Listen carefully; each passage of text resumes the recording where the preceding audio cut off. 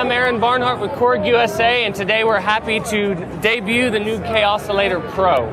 So, for those of you familiar with the Kaossilator Pro is like having 4 Kaossilators in one brand new chassis. 200 sounds, you have leads, you can change the scale and the key. You've got acoustic sounds, chords, sound effects, brand new drum ROM, twice the drum ROM of the Kaossilator, and patterns. The real fun of the Kaossilator Pro comes in when you start recording. So what I'm going to do is I have 4 loops that I can indefinitely loop. So 1, 2, 3, 4, and I can loop as many times as I want. So let's get started.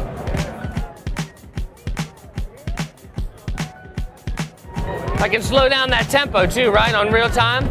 Tap tempo if I want to.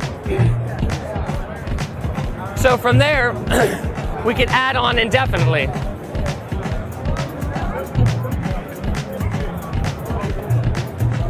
Let's put our basses and our chordal stuff on a different bank. So I'm going to switch to my bass. We can use our gate ARP.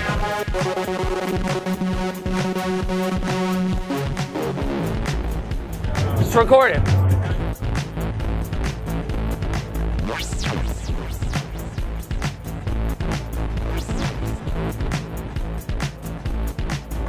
All right, let's turn it up. All we have to do is go to our level meter. Another great feature of the Kaossilator Pro is the availability of sampling. So I have my Micro Korg XL hooked up to the Kaossilator. So let's sample.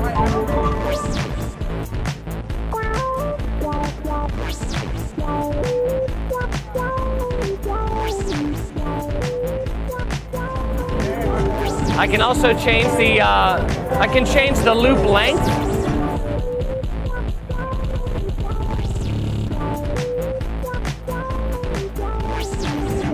And another really nice thing is I can transition from beat to beat, so I never have to stop making music in a continual kind of DJ fashion. So for instance, let's make it a house mix.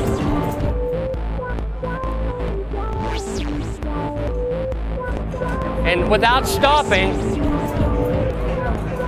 now I've created a house mix. And I'm ready to start something else. So, as you can see, the Kaossilator Pro is a welcome addition to the family. A lot of users have been requesting advanced features. We've heard your requests. We put it in the Kaossilator Pro. Is it the same sort of chassis as the Kaos Pad? It's exactly the same chassis in dimension. Some of the buttons you'll find are different and have different functions. But if you set them side by side, it's pretty much the same thing. Although you notice the green LEDs versus red LEDs, and the yellow casing there. But other than that, you still have the same microphone preamp, trim, headphone volume, same kind of layout, yeah. So can you access the stuff that you recorded out via the computer as well?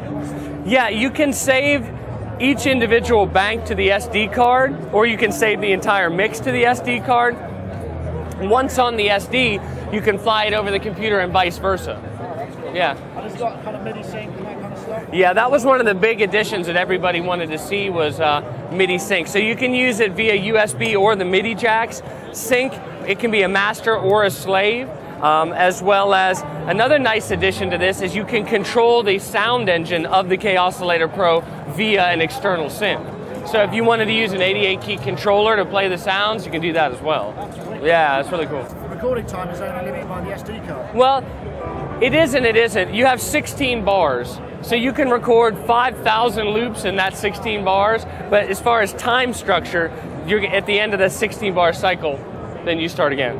You could slow it down to 32 BPM and then triple time the performance. And can you load and save kind of songs, I guess, or collections of songs? Yeah, well that was the main idea behind the SD card. With the initial Kaossilator, everybody would create their masterpiece and then they would have to record it live into a DAW. Now you can stop it and say, hey, I want to capture that as a WAV file, save it to the SD card, and then transfer it to your computer. Okay, and what about bringing it back? So if you have multiple songs within it, so you can say load this back up again. Absolutely. I have the editor librarian here. On that, you're able to load and transfer and transmit and receive. So if you've created something and you want to transfer it to the computer or via the computer back to the Kaossilator Pro, either direction works. Okay, so the next question is obviously when and how much?